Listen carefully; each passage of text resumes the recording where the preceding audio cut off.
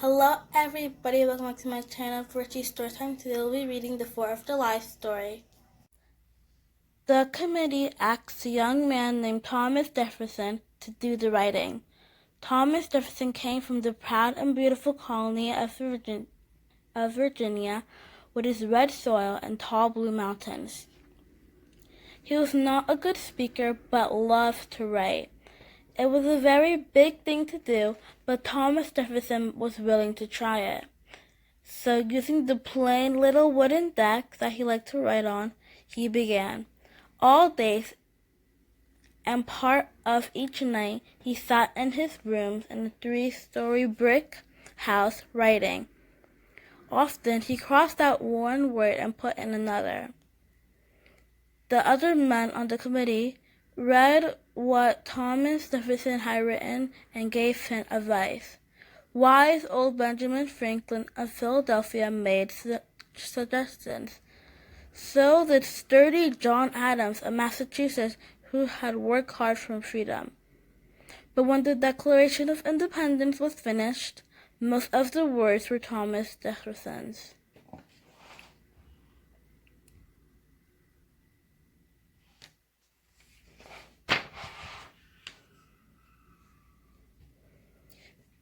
They were wonderful words that said the United States of America had the right to form their own government. This government was to be chosen by the people. If it was not a good government, the people had the right to say so and change it.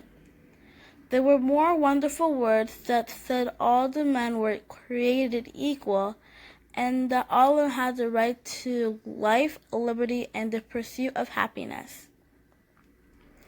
To live in their own country, to be free to do the things that they believed in, the things that they hoped would make them happy. What more could men want? Now the work was done, but all the men from 13 states had to decide that the words Thomas Jefferson had written were written true, good, and fair.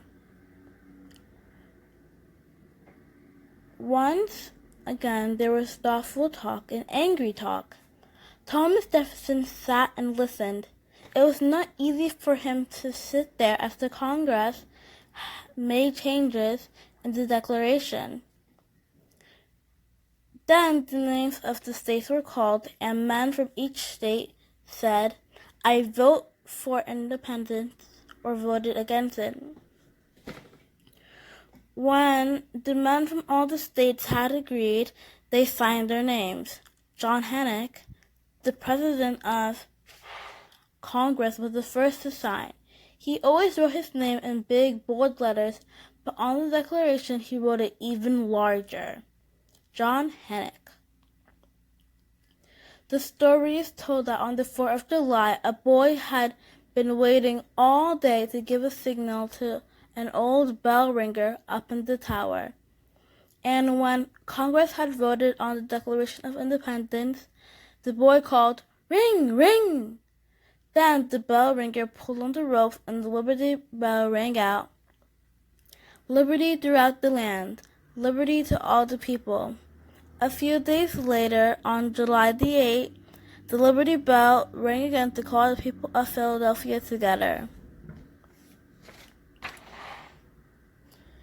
Many of them came to the State House, down the narrow streets, past the red brick houses. Some stayed at home because they still wanted to belong to Britain. Some did not think there should be war. Some had read the news in their newspapers. But in the yard of the State House, which was later called the Independence Hall, those who came heard the Declaration of Independence read out loud. As the reader finished, the people cheered. The Liberty Bell rang out, and all the bells in the city were set to ringing. They rang all day and kept on ringing as the stars came out in the night sky. Liberty, liberty throughout the land, liberty to all the people.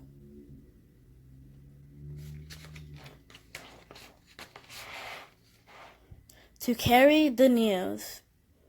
The news had to go to all 13 states. Copies of the Declaration had been printed in Philadelphia in a little printing shop right on the night of the 4th of July. No telephone, no telegraph, no radio, no television to take the news. No trains, no automobiles, no airplanes to carry the Declaration of Independence. How did it travel? Men on horseback carried the news. They put the printed copies of the Declaration in their saddlebags.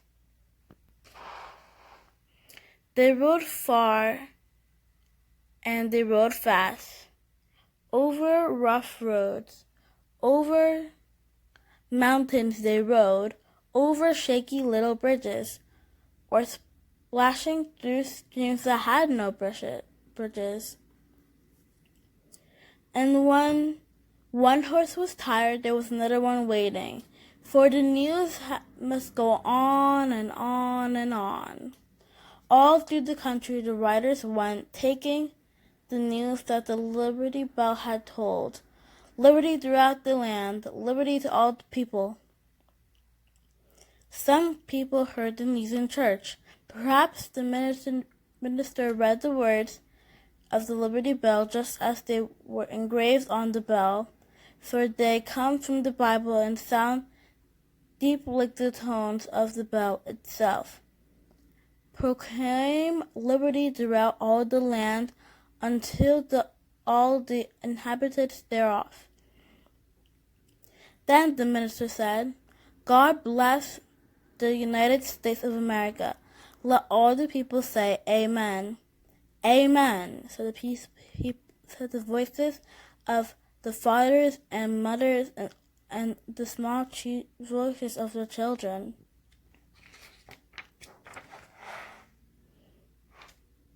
Perhaps a rider went through the rich farmlands of Pennsylvania.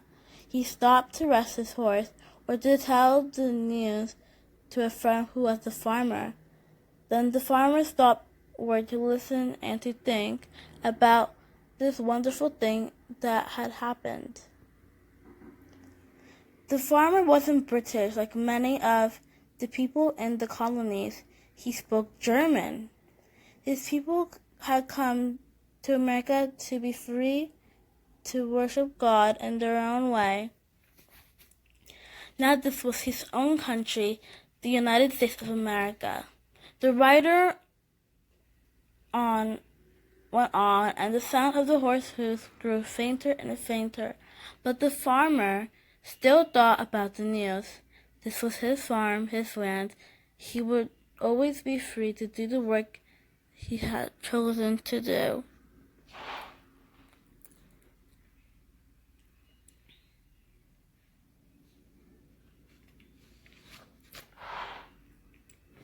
There was one messenger who had to carry the news from Philadelphia to New York, riding as swiftly as he could. He was taking a copy of the Declaration of Independence to George Washington. The general was in New York because the British ships were expected to attack the city. When the news came, the general ordered the Declaration to be read to all the soldiers. Now they knew that they were fighting for their own country, the United States of America.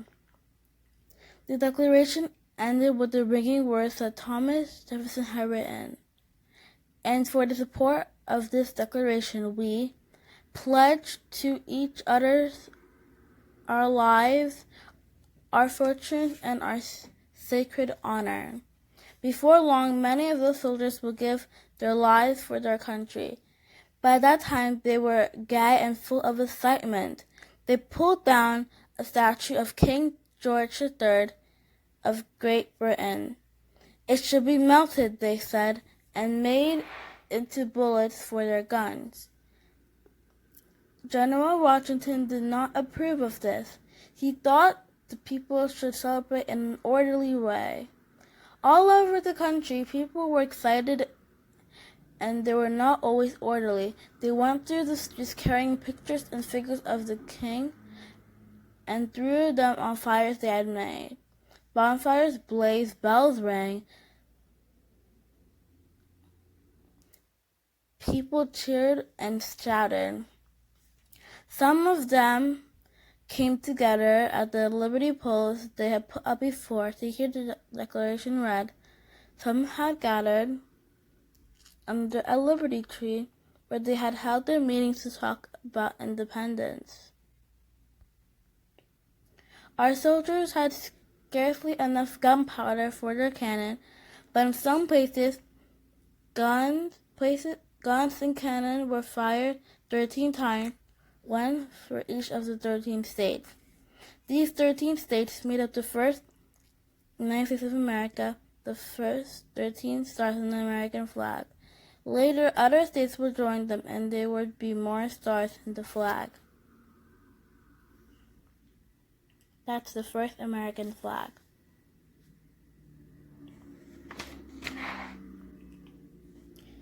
It took a long time for the Declaration of Independence to travel to all the 13 states. It was 2 months before it came to the states far down the south. In one small settlement on the border between the states of the North and South Carolina, there lived a boy named Andrew Jackson. At the time, many people did not know how to read, but Andy Jackson had been to school and he was able to read since he was 5 years old. Now he was 9 and he could even read the news paper to the people of the little town. So when a copy of the Declaration of Independence arrived, a group of people came eagerly together to hear Andrew Jackson read it. He had to practice it first so that when he